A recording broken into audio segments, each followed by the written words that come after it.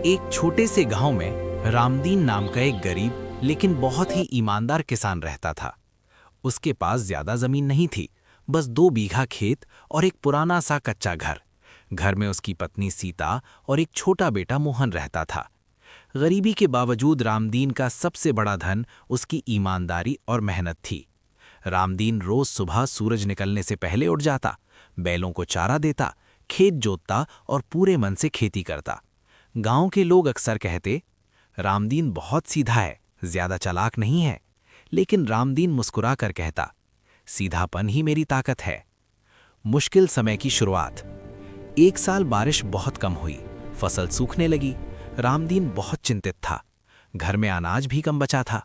कई किसान ऐसे समय में मिलावट करने लगे। कुछ लोग अनाज में कंकड़ मिलाकर बेचते तो कुछ कम तौल देते। सीता ने एक दिन धीरे से कहा, अगर हम भी थोड़ा सा कम तौल दें तो किसी को क्या पता चलेगा।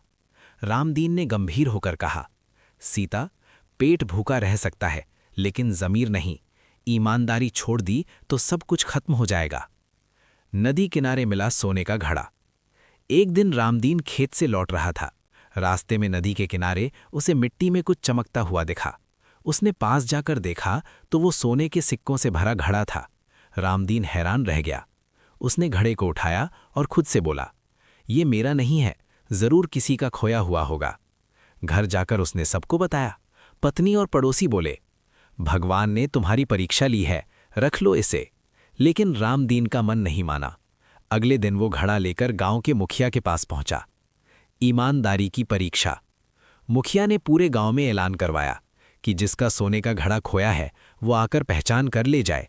कई लोग लालच में झूठ बोलने आए, लेकिन कोई भी सही तरह से घड़े का विवरण नहीं बता सका।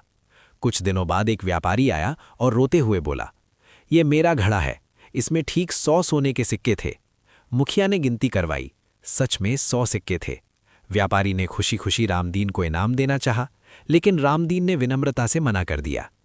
राजा तक पहुंची बात। रामदीन की ईमानदारी की चर्चा पूरे इलाके में फैल गई। बात राजा तक पहुंची। राजा ने रामदीन को दरबार में बुलाया। राजा ने पूछा, तुम चाहो तो अमीर बन सकते थे, फिर भी तुमने लालच क्यों नहीं किया। रामदीन ने हाथ जोड़कर कहा, महाराज, धन से बड़ा मेरा ज़मीर है। अगर मैं गलत करता तो अपने बेटे को क्या सिखाता। राजा बहुत प्रसन्न हुए। उन्होंने रामदीन को इनाम, जमीन और खेती के नए साधन दिए। सच्ची खुशी। रामदीन अमीर हो गया, लेकिन उसका स्वभाव वही रहा। वो आज भी मेहनत करता, गरीबों की मदद करता और बच्चों को ईमानदारी का पाठ पढ़ाता। मोहन एक दिन बोला, बाबा, मैं भी आपके जैसा बनना चाहता हूं। रामदीन की आंखों में खुशी के आंसू आ गए। कहानी की सीख। ईमानदारी कभी बेकार नहीं जाती। लालच थोड़ी खुशी देता है, ईमानदारी पूरी जिंदगी। सही रास्ता मुश्किल हो सकता है, लेकिन अंत हमेशा अच्छा होता है।